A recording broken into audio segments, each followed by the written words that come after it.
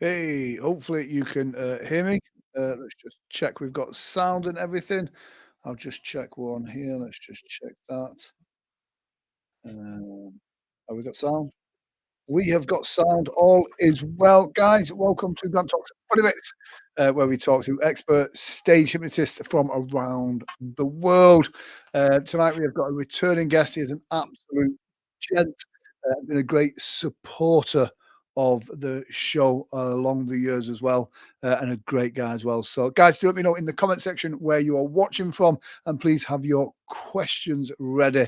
We've already got them here as well. Darren Fraser is in the house. Absolutely fantastic. So, guys, please make lots of noise. Put that emoji, applause emoji in the comment section for the one. Now, bear in mind, we always joke about Canadian internet on this show. And we joke about it from the last time this gentleman was on. So hopefully he's got the good Canadian internet. So please, and this is going to be special, make some noise, show your love and support for the one and only Mr. Richard Cole.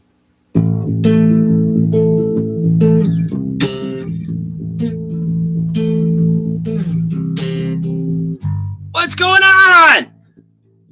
How are you Hey, doing, buddy? what's going on? It's good to see you. I'm just playing some. I got my bass guitar. I'm playing some Doctor Who theme song. There we go, Doctor Who. Yeah, Doctor Who. Fantastic. Let me just check on sound here. Oh, yeah. So yeah, multi-skilled. We've got some applause in the comment section. Thank you. We've got some rock hands in there as well. And Jason O'Callaghan says, "Crazy man, Jim." Yeah. Yes, I love Jason. Jason is wants to be me. Jason wants to be me. We all want to be you. I know. I just got to get out of my rock and roll mode here, and that's better. Perfect. Loving those specs, by the way. Thank you very much. It's great to be here. Well, it's good to have you back. I mean, first and foremost, what a weird world. We're now out gigging again. Now, the last time we spoke, there was none of that going on. I know. We were all home, and you know what? I just, this is just coming to the top of my head. I could be entirely wrong. Zoom in. But are you not approaching 100 of these talks? Yeah. I think we've just passed 100 of them now. Is that me? Am I the 100th one? That's awesome. I think you could be. Oh, that is absolutely awesome. Very cool. Just think, man. I mean, 100. You've talked to like 100 professionals and me.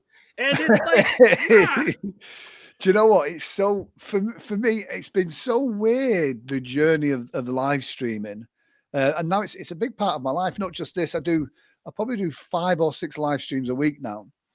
But what's really weird is it's so different, the responses of different professionals that we've had on this show as well. Some great knowledge and some like, even after all these shows, to still be surprised after some live streams is pretty good, to be fair. Well, I will keep it family friendly because that's the type of person I am, and the type of show that I do. I keep it family friendly.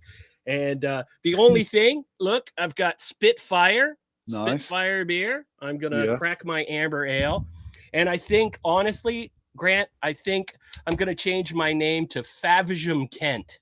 Oh, I love that. Yeah, I just think you need a handlebar mustache with that, I think, though. I'm working on something, right? Like, working on this. I mean, I haven't got any up here, so I grow it down here and on my butt. That's where it seems to just go wild. It's the craziest. Awesome. Faversham Kent, that works. Jason O'Callaghan does the is it the gentleman hypnotist with the top hat, the old Edwardian suit? He kind of does that as well, so that's cool. Jeff Benning is here as well. He says, "So cool, guys. It was really nice to actually meet Jeff face to face recently as well. What a great guy." Now that's when you were over here in North America, right? What Oh do you wow. know what fun Thanks for that was? stopping. Thanks for stopping to North America and not visiting me. I've got Like an excuse. I've got you're an right excuse to there. come back now. Yeah, it's a big country. No, It is, isn't it? USA and Canada, and then Mexico down south, and it's yeah, yeah, it's very cool. I mean, I didn't know. I mean, in Canada, did you have the whole post-prom things like they do in the US? You know, we certain provinces, it's kind of like states in the states. Certain provinces they have it. We don't in the province where I am, uh, but other provinces do, Yeah. and so they go. I've done many of them. So when I see the pictures and the videos of you guys doing the nighttime shows, it's and you're like just blown away by the invitation to the stage, and you're trampled, you Oh, know. it's someone said to me at the conference. Someone was talking about, oh yeah, just be careful when you ask for volunteers. Now, as a Brit, we're like, please join us on stage. Please join us on stage. Please join us on stage. You know, just join me on stage. So you almost your show as all of us stage hypnotists know, your show is won and lost in that pre-talk. So as a Brit, we work hard to get them on stage. I got knocked off my feet. Like people would rush into the stage. I'm like, what's going on here? It was crazy. So yeah, that is crazy. Adam Richard Dealey says, hey Grant, brilliant. Oh, he's there again. Oh, he says he misses me. Or does he miss me? Do I you think he miss me, misses Adam? you. I think he misses you. And Colin Chapman says about freaking time as well. Colin Chapman is a legend himself as well. So yeah. So tell us about your shows coming out of COVID. How was that? How was the transition? You know what? I did the very first show back, like probably a lot of the other people here as well. That they're just catching up on the booked shows that we're redoing again. So for me, that's what it was, and it was um, a fundraiser. It was a fundraiser at a theater.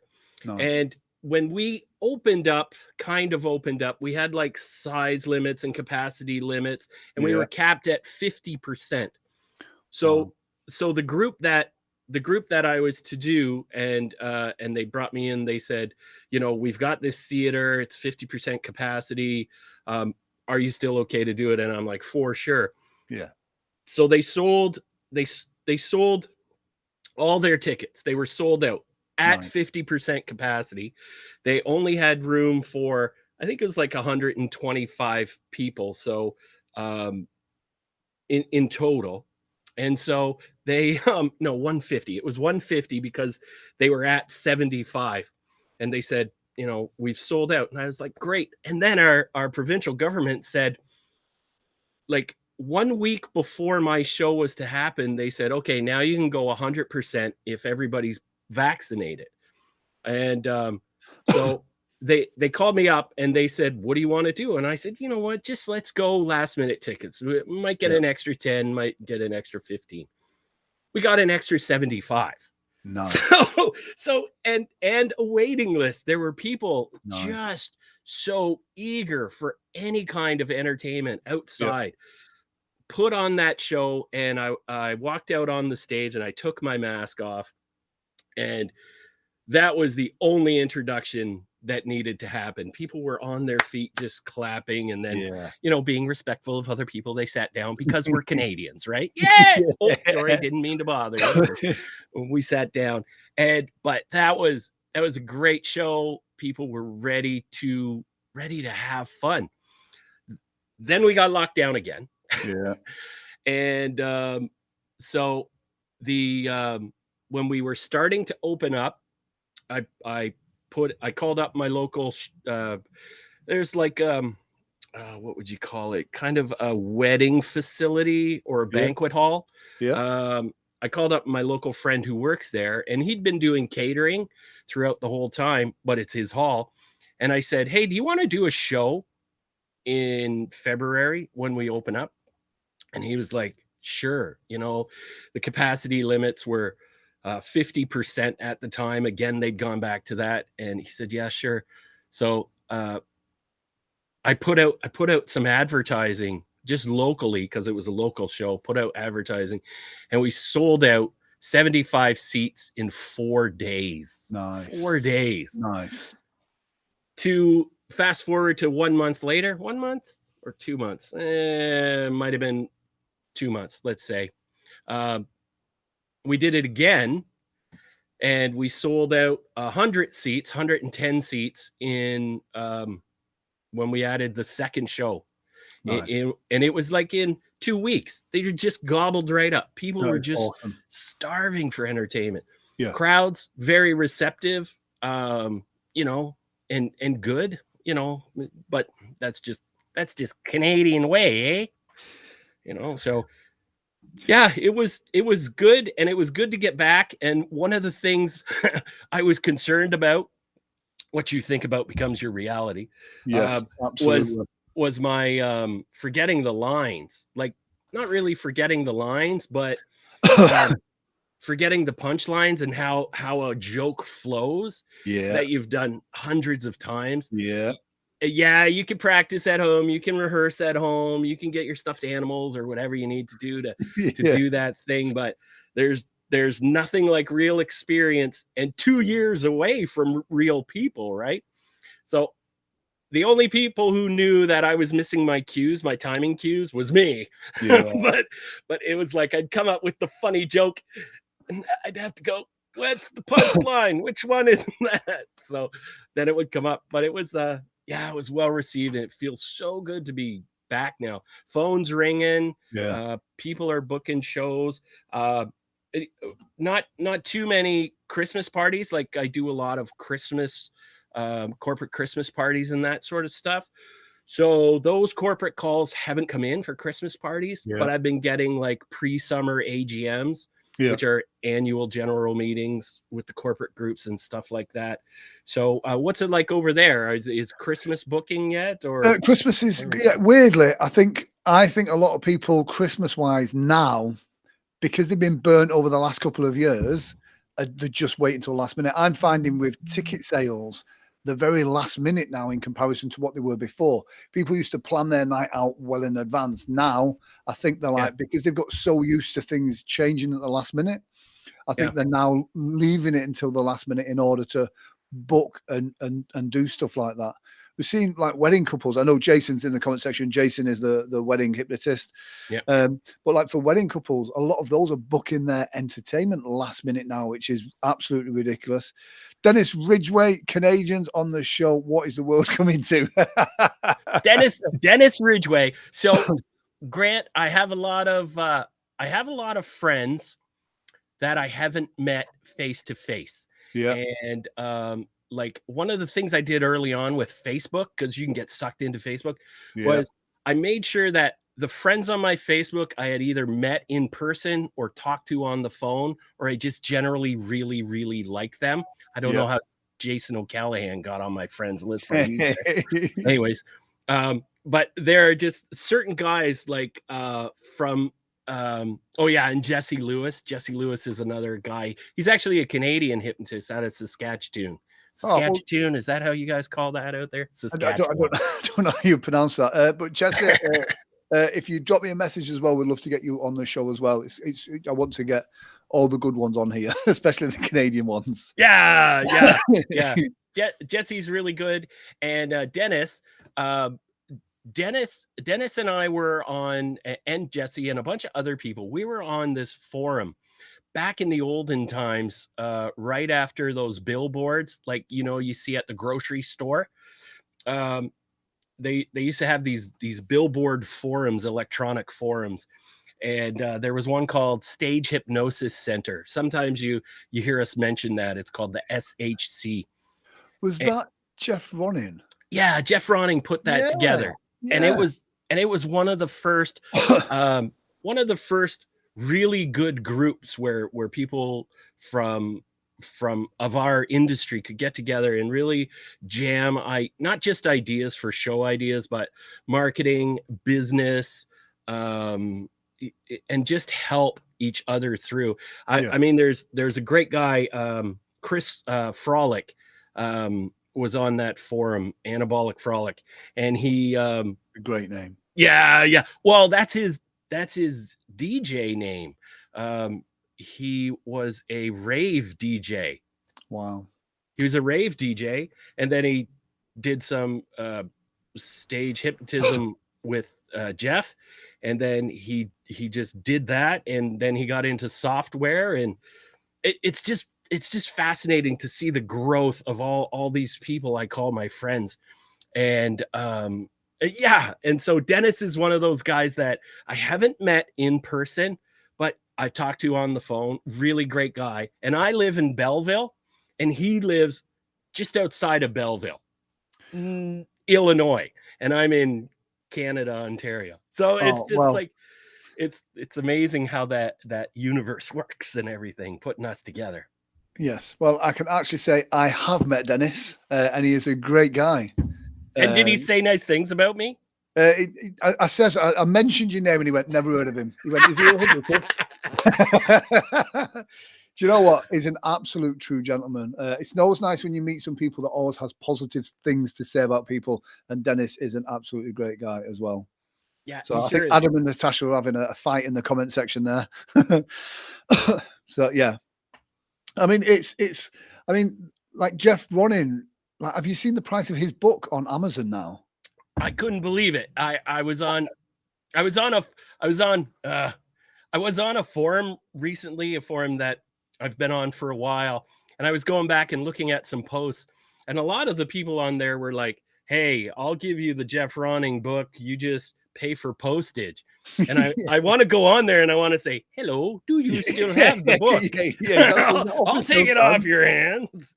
It's like there. I mean, it's with anything, right? People are gonna like something or not like something, or be tolerant and just say, it's good. I mean, it's an amber ale. Yeah, I might not like an amber ale. I might like a lager or a pale ale or something. But if somebody gives you a pint of beer and you drink, you take it and say thanks, right? Jesse says, "Are we open to questions of any type, Richard?" Jesse, if you'd have seen the show over the last couple of weeks, you'd have known that it's a pretty open forum, is this? Yeah. I'm a nice guy, and I don't have a lot of enemies. And I think highly of everybody. Like some of the guests you've had on, they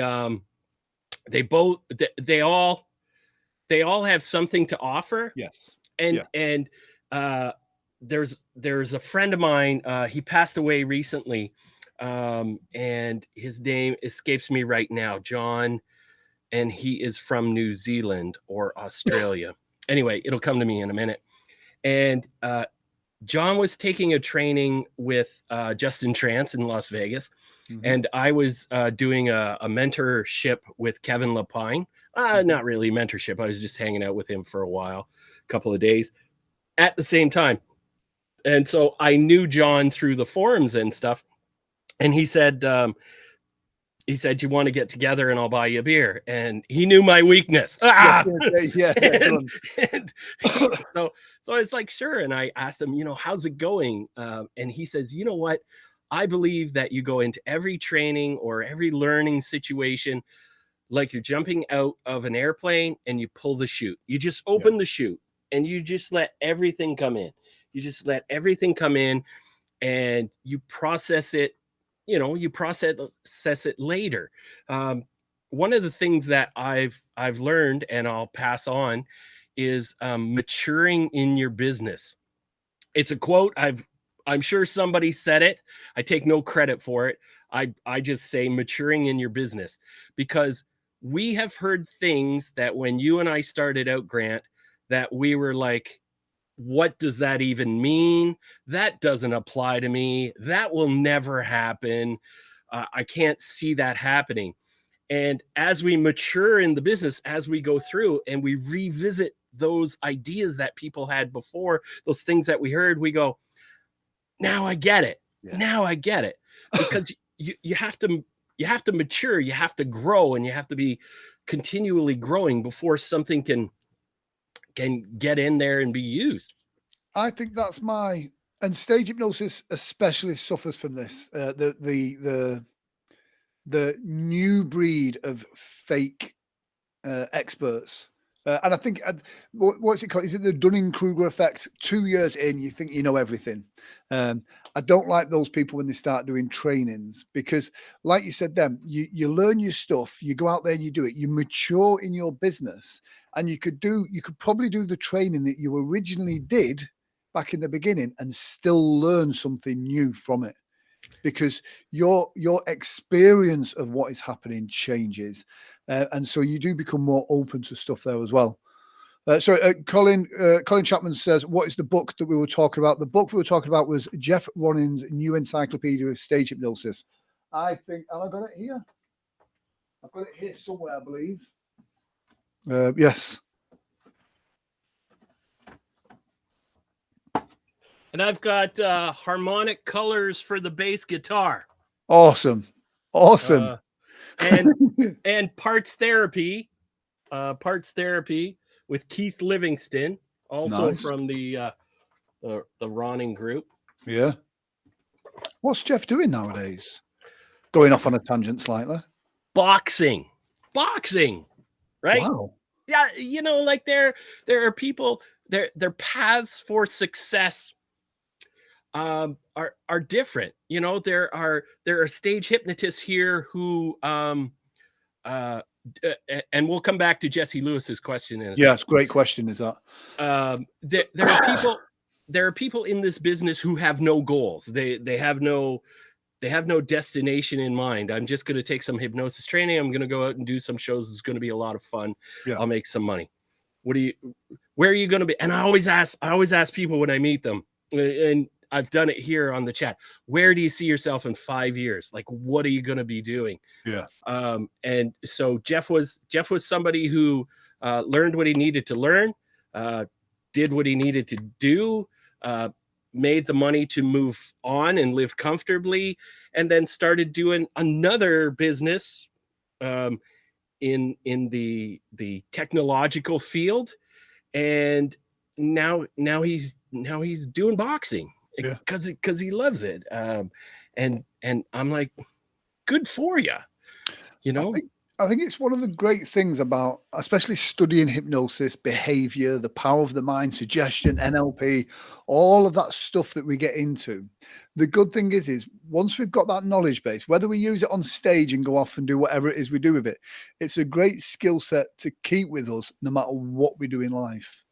Always, for sure. Absolutely unbelievable. The first person you should hypnotize is yourself, right? Absolutely. So yeah, getting on to Jess's question.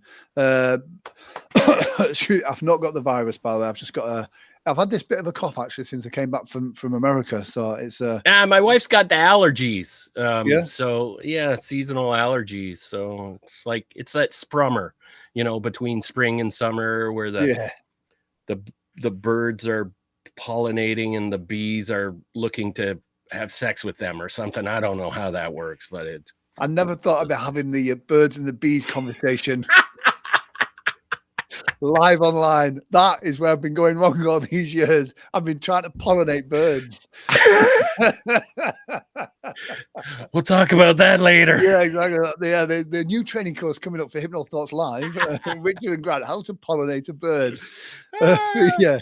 So Jesse says, so years back, the SHAs were taught to start rates of $1,500, and these days he doesn't see that. In your opinion, should this type of advice be included today, and how high should that starting rate be? Beauty question. Brilliant question. So when you get into any business, especially if it's given to you, like a Subway franchise. Subway franchise basically will tell you how much your Subway subs are worth. Yeah. So if you're taking any kind of training, or you're purchasing a franchise, or you're getting anything from anyone that will bring you up to a reasonable level, the market that the trainer is in will dictate the price you should be starting at. the idea that, you can't, I forget what it's called, where price fixing, uh, they, you know, you can't just say to everybody, all your friends and say, okay, only charge $1,000 for a show. It's a good point to start at. It's a good spot to start at, and then move up from there. Yeah. So I think go ahead. a lot of hypnotists come into the industry from other industries. So they've got full-time jobs, they've worked wherever else beforehand, and then they come into it as a hobby, as a project. And to start with, a lot of guys just want stage time.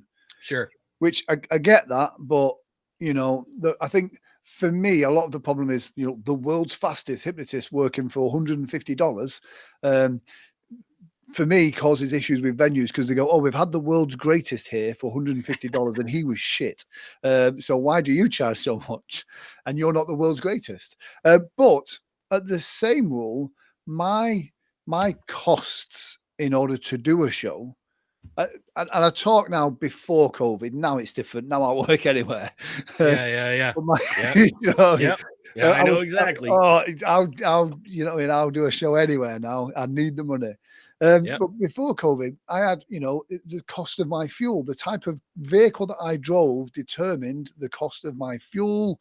The sound equipment that I use was very, for me to do a show would cost more than somebody else to do a show. So my fee would have to be more. And I'd like to think I delivered more value for that. But I just think, for entertainers, I think a hypnotist, at the very least, at the bare minimum, should be charging maybe 10% more than a very good Michael Bublé tribute. What we need to do, Grant, we need to do this, and it was really hard for me to accept for a long time, is that different people value themselves differently.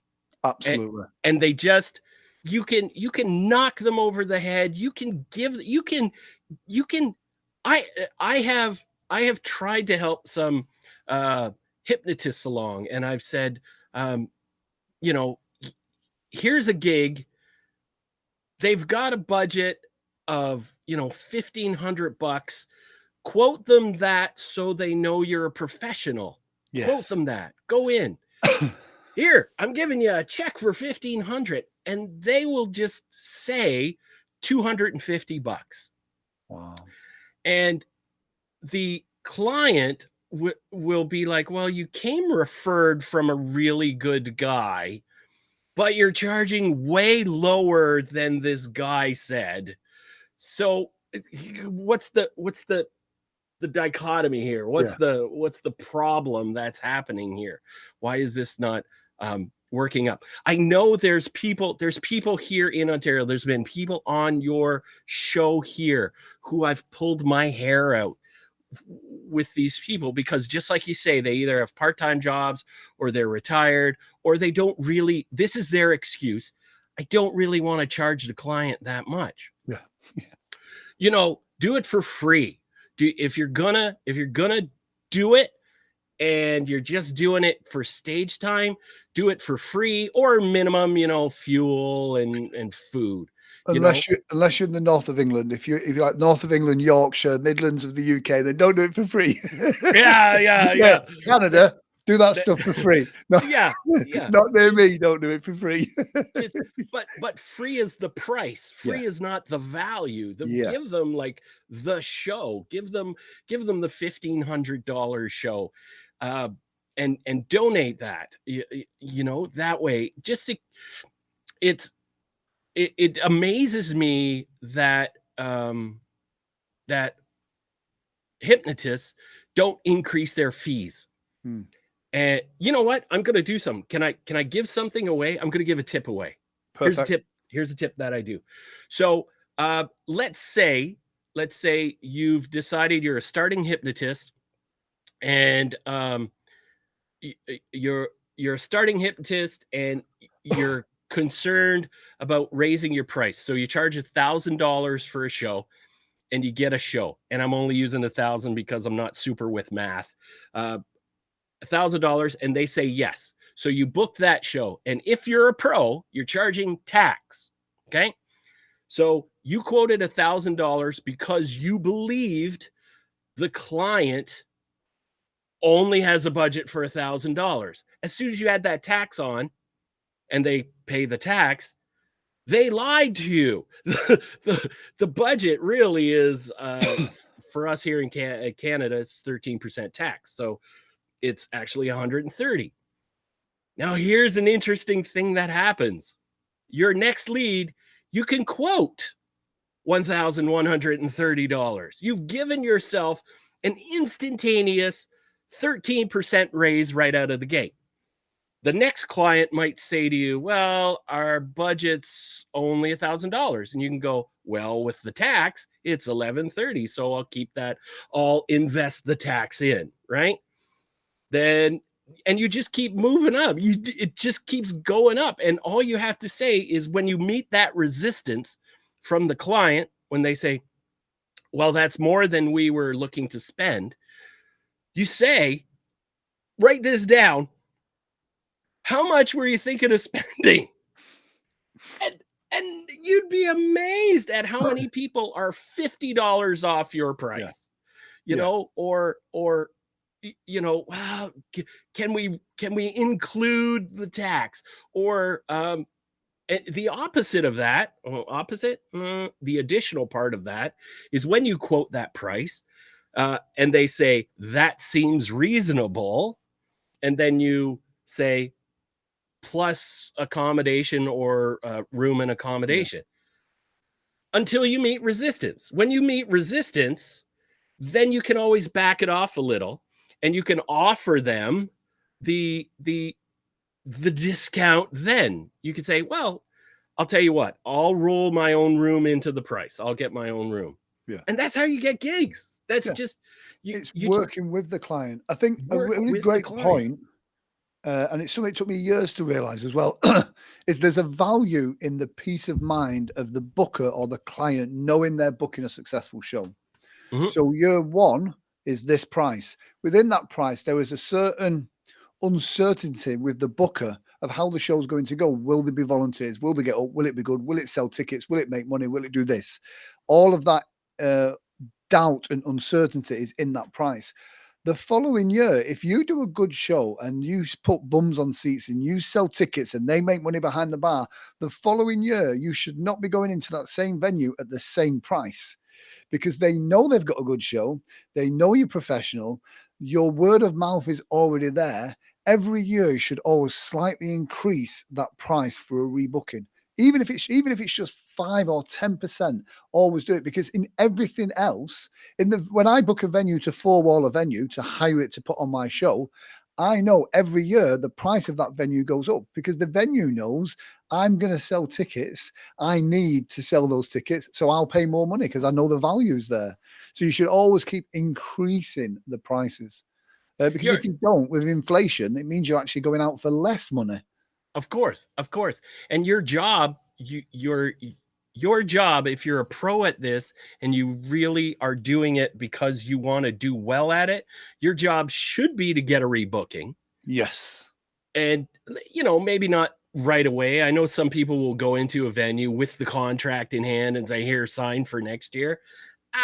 You know, you do you. Yeah. But it's like you should be getting a rebooking or finding out why they're not rebooking you. Yeah. You know, maybe they're moving on. Maybe they're my favorite is we're going to try something different this year.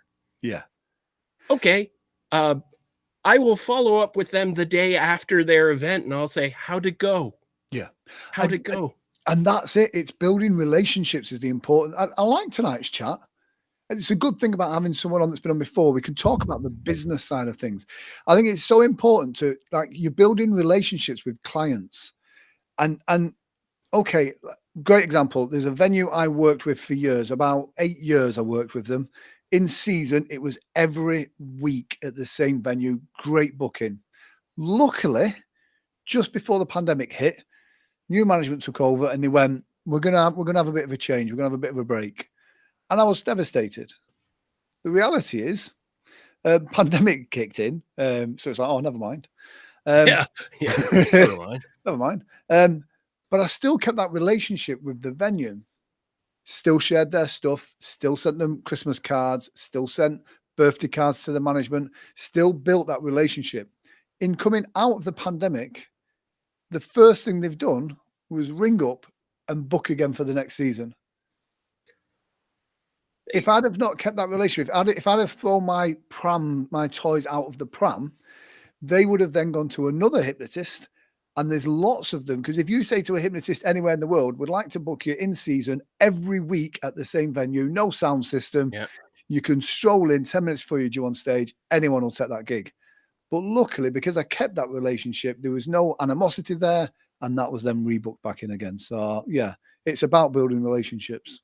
So here's another tip that follows that is when I work at for 13 years, 14 years now, I've been working at these resorts up in the fancy part of Ontario.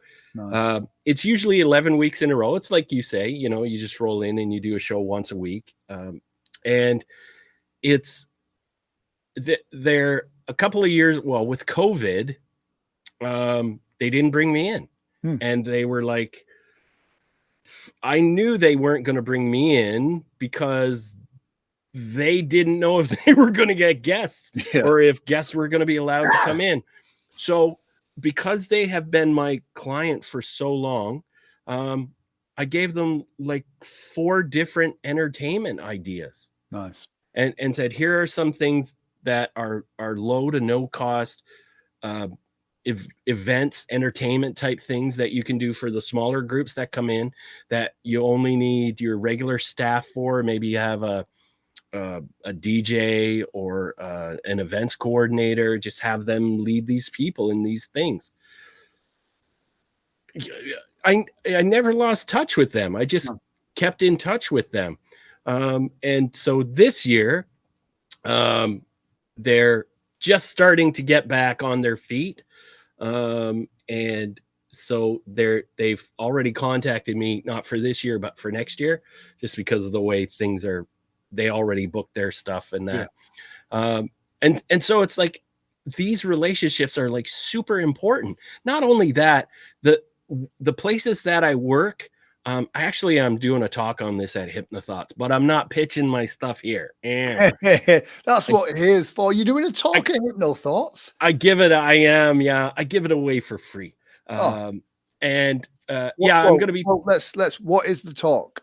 So the talk is on how to get shows at resorts and hotels and conference centers and become their go-to person. So that like here in town, Belleville, where I live, all the general managers at the hotels know me. I've done a show, either a dinner or show there. So when a corporate group comes in, one of the things that a corporate organizer organizing a corporate event like an AGM comes in from out of town or calls up and says, hey, we want to book the room. We'd like to have dinner. That general manager will say, are you thinking of any entertainment? And invariably they go, no, we hadn't really thought of entertainment. And he goes, I got this hypnotist guy. Okay. It's like a free booking for me. And I just go in. I just go in and I say to him, hey, Mike, how's everything going? And he goes, oh, it's going good.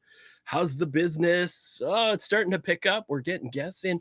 It's just, if you're nice, my nephew, when he was like 6 years old, he says to me, I hope he's not watching this because he's like 20 now.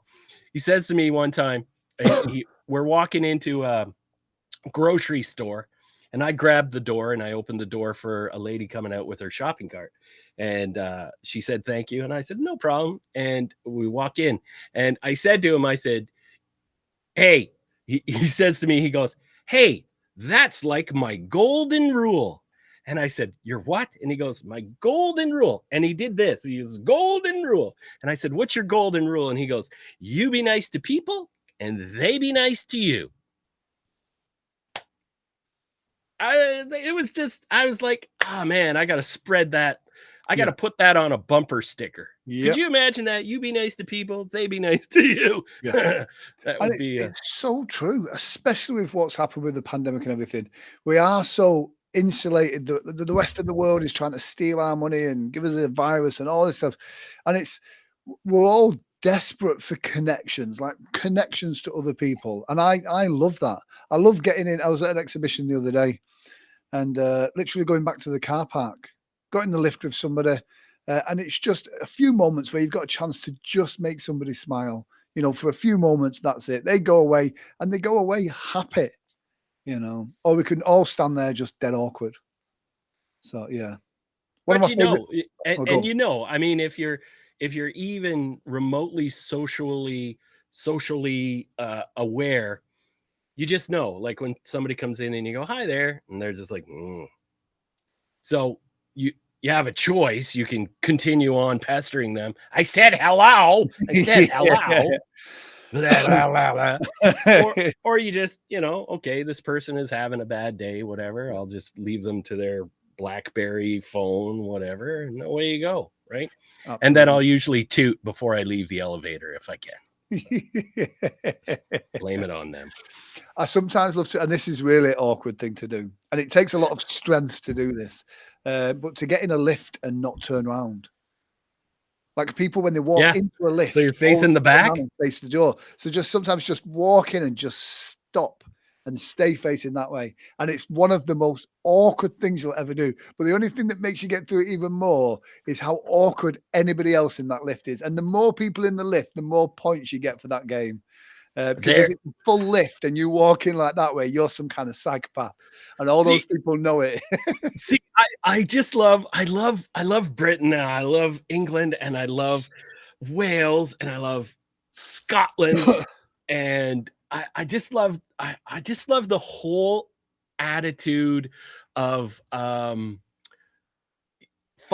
just fun. I mean, there's 5 things I really love about Britain. The letter F. Yeah, 5 things. Well, I love your quaint pubs. I love the quaint pubs. Monty Python. Thank you. Love Monty Python. Anything that David Tennant touches. Yeah. Anything David Tennant touches is awesome. Yeah. I love the quaint pubs. I love the rolling hillsides. It's just like beautiful out there. It's just like you've got like metropolitan places, small, tight, compact compartments, and then you've just got beautiful landscape just out there. And I love quaint pubs and new wave. I like new wave. I think that's 5. I think that's 5. Yeah. I must admit, we do have a great country, but then it's one of the things with traveling. You get to see, like, if I came to where you were, I would be amazed at all of your local things, and the things that I take for granted here, you'd be like, "Oh my God, that's amazing." So yeah, it's one of the good things about traveling. I think when you travel, the world becomes much smaller place. There's a friend of mine in Hawaii, Clark, and he was the Hawaiian hypnotist for a while. And well, he's another one of these people who set out with their goal and their mission and their 10-year plan. He did what he wanted to do, made a ton of money, and now he's doing what he loves, right? And I mean, isn't that like what life is all about? Yep. And he one time, because I was mentoring him at the start, he flew me and my wife into Hawaii as a thank you present. And so I met up with him and I said, "Man, this is great." And he says, "Yeah, it's really beautiful, but it's nothing like Canada." And I'm like, "What?" And he says, "Yeah, Canada's so beautiful." I said, "What are you talking about? You've got the sun, you've got beautiful turquoise water, you've got a beautiful wind, the temperature is always consistent." He goes, "Yeah, but you have snow. Yeah. You have the magic of snow and evergreens and skiing. And that's when, like you say, Grant, we don't know what we appreciate until we go somewhere else and Absolutely. somebody else reminds us of it, Yeah. right? It's And I think just, that was one of the great things about the pandemic. One of the good positives yeah, is I took doing shows for granted. It yeah, had become work. yeah. Now it's so different. I appreciate every show and every paycheck. You know what? One thing that I've done, and maybe this will be a tip for the older people who've been doing shows for a long time. I don't want to be too busy to miss out on life. You know, I know there are guys that do like 2, 3, 400 shows a year, and I'm like, whoa. Um, so what I've started to do now is I actually uh, is I actually take an extra day in Yeah. the city that I'm doing a show in. I've probably been there, but I haven't really Yeah. been present there, you know? Yeah, Yeah. so there's something you can do. That's you're absolutely spot on. It's we're lucky that we're in a profession that can send us around the world. But a lot of the times it's like, what was that place like? But I can tell you what the airport was like. I can tell you what the cruise port was like. I can tell you what the venue was like. But so yeah, recently on my trip over there, I I hired myself a big truck, and I was gonna enjoy the experience of being over there a little bit. So yeah, Jeff Benink has given you your question. What? How do you see stage hypnosis in 5 years' time? Oh, Jeff. Um, Jeff, unfortunately, I think stage hypnosis is going to be exactly where it is. Yeah, Exactly. Because we are missing the movers and shakers. We are missing those people who are bursting the boundaries yeah, of what we can do, or they're not getting or they're not getting noticed enough. The TV. Oh, there was a guy did a hypnosis show in a movie theater. Eric Olson. Eric. mm. You know who I'm talking? Eric Olkowitz. Yeah, Yes. Yeah. That guy was doing like pushing the boundaries. He's pushing the boundaries. yeah, That sort of stuff. But I would love, Jeff, I'd love to see more of that happening. And just different hypnosis being different. yeah, But what I see now is I see grad shows, I see post-prom events, I see college shows. There's bigger shows. Like I think Jeff has a big show where he does yeah. a big Jeff's got a production or full something. production show as well. Yeah, You know, yeah, those things are really cool. They yeah, remind me of like maybe it's a renaissance in hypnosis, stage hypnosis that we yeah, need to to uh, to come up with some new ideas, old ideas in a new fashion. yeah, Right. One of the things that I have started to do, I guess I give a secret away, is working with a live band. Wait a minute. There's been hypnotists that have worked with live bands. Yeah, the live bands play the music, the backing track, mm. but nobody has thought to incorporate the band in the show. Right. So Cool. one skit that I've come up with is that the drummer in the band, Sean, his drumsticks are out of tune. So one of the volunteers, the hypnotized volunteers, has to go up and tune his drumstick. Right. Like that's like incorporating the band in the Yeah, show. yeah. They're a part of the show. There's another guy, oh man, out of Belgium. Patrick Picard.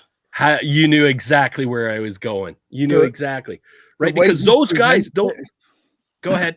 yeah, the way he presents it is stunning. It's visually, it's art. The way he presents his show. you just need to say, oh, there's another guy that does amazing, and it instantly comes to your mind if you know him, because like you said, it's art. That's what I would love to see. I'd love to see more people like making art with hypnosis shows. Yes. Yeah.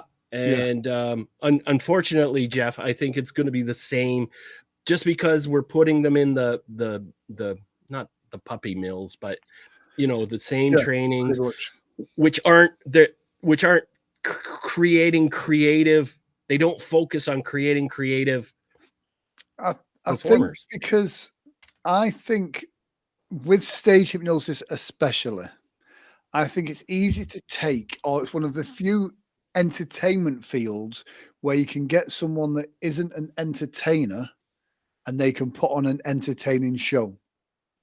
And because of that, the creative performer doesn't get to express themselves as much, because a lot of the people in the field are non-entertainers, non-performers in a performing role. So they are people that they're doing shows to get bookings to earn money, not to express themselves. And that goes back, nice, neat tying that up there, Grant, how it goes back to those people who are valuing their shows differently. I'm just doing my standard, what I learned in class, hypnosis show. I'm not expanding out, either because that's the fault of the teacher. Like, there are a lot of trainers who are just like, do this, do this, do this, and you'll get this response. And then others who are Susan Rosen. I don't know if you know her. She's well, she passed away recently. I took one of her trainings on skit creation, coming up with new skits, and it was just fascinating. It was beautiful just to sit and listen to her talk, and then give us literal things. She just gave us props and said, go and do something. And it was just, and the thing about creation, like, because I've created quite a few skits and help other people with their skit creation, it's you have to be able to bounce that off somebody to validate that it's going to work.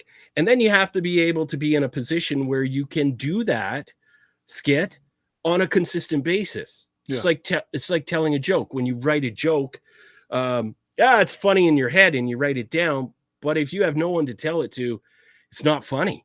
It's simply not funny. And then you tell it and it doesn't go over well. What was wrong with it? And you need to be able to tweak and tune your skits that way. So there's a bunch of things that go into creating a good quality skit.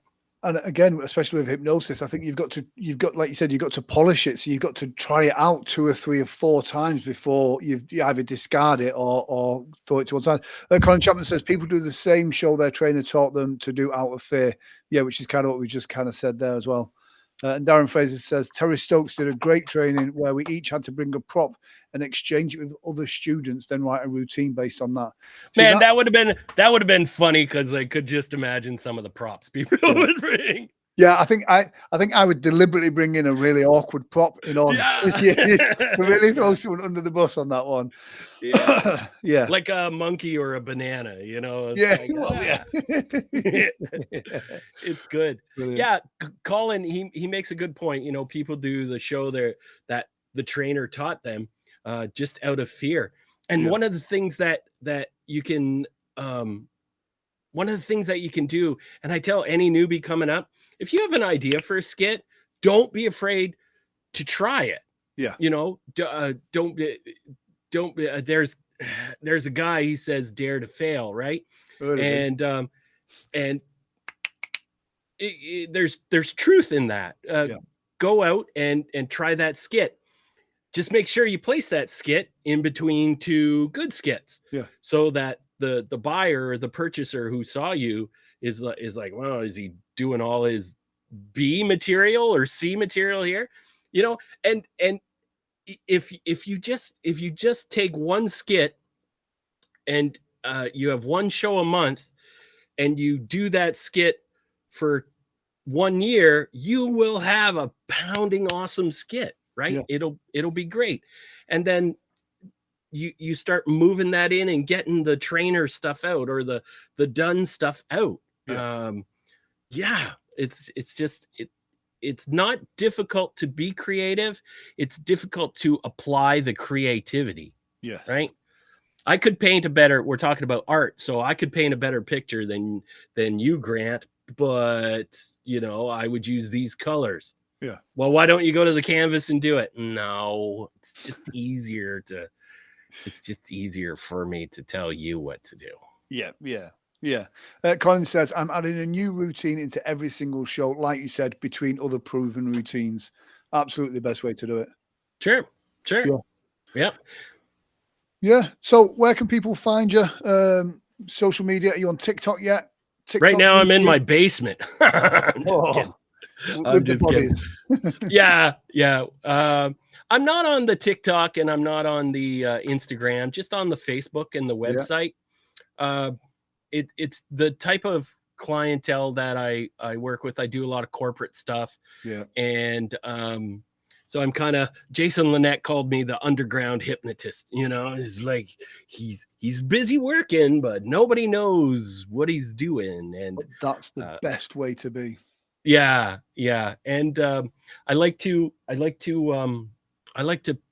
at a point in my career where and Jesse Lewis, actually, he's kind of responsible for this. I'm at a point where I can pick and choose my markets, and I'm exploring new markets that no one has really pushed a hypnosis show with. What happened was, there's a hypnotist here in Ontario, Mike Mandel. Yeah. And he was like the lead guy here, and he's a great guy and does a fantastic show. And he's a fantastic guy. If I didn't say that before, fantastic guy. And we became friends, and I was on my path to retire, and then he retired. And he said, you're going to get my shows. You're going to get my shows. And I'm like, okay. And so I told Jesse, I said, hey man, I was going to retire. And Jesse said, well, have you done any, is there anything you're going to miss? Is there any shows, markets that you haven't done? And then he threw out fairs, and he said, cause I haven't done a lot of fairs. And I'm like, I really don't like the hot sun. I really don't like being out in the hot sun, and it's unpredictable, and I really want to perform, right? And I'm at the mercy of Mother Nature. And so he just said, well, is there anything you haven't done? And I said, I haven't done brewery shows. Here in Canada, gastropubs, breweries, craft breweries have popped up, and they have these rooms where they'll have guitar players come in. The room holds 35 people tops. Yeah. And I was like, I think I'd like to try to get a hypnosis show in these small little pubs. Yeah.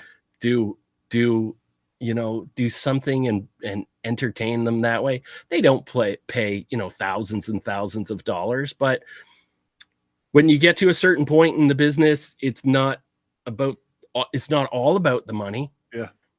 It's about the challenge of building relationships. Yeah. Right. So absolutely. like these brewers will go to conferences and conventions, and they'll say, hey, you need to bring in that hypnotist guy for this conference and event. And so now I'm doing a show for, 500 brewmasters around Canada. Nice. And they're paying me lots of coin. So it's there's so many little nuggets that you can pull out here. Yeah, that's fantastic. And do you know what? It's been an absolute pleasure talking with you again. It's been okay. It's been okay. Yeah. It's okay. I'm just being polite. I'm Canadian. It's been okay. Yeah. No, it's been an absolute pleasure. And again, for the guys watching this as well, I always ask for a golden nugget, but this show was just filled with golden nuggets. There's some really great content there as well. So, Richard, thank you for sharing with us and joining with us again as well. Grant, before I go, I want to thank you, because you are never thanked enough for what you do. If this is 100 or over 100, I have been watching this show and following along, and you are an inspiration to a lot of people watching.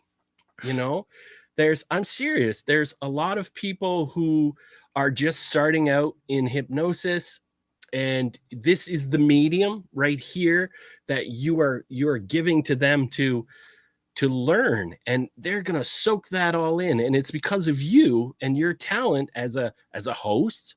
I've seen you grow as a host, and your backgrounds change and your cameras change, and your technical abilities have changed. My technical ability is still a bit ropey. And it's because of you. So I'm really grateful that you're around, and thankful that you're such a great guy and to do this. I really am. Oh, well, you've just absolutely guaranteed yourself on the highlight reel there. I was just hoping for a pint of beer when I come over. Exactly. Yeah, whatever it is that you're drinking, I'll have a pint of that, please. Oh, well, thank you very much for saying so as well. It's as much about me as it is about, everything else, if you know what I mean. This show started off as a bit of a way of helping me through a dark time. And it's been great to make some absolute true friends and some great connections. And I very much include you in that, Richard. You're a fantastic guy. And thank you very much for being a guest once again on the show. So guys, please do check out Richard's social media, his website as well. And do hit him up in the comment section. If you have any questions, night or day, drop him a message and he will happily answer it to you. And he's going to play us out some bass.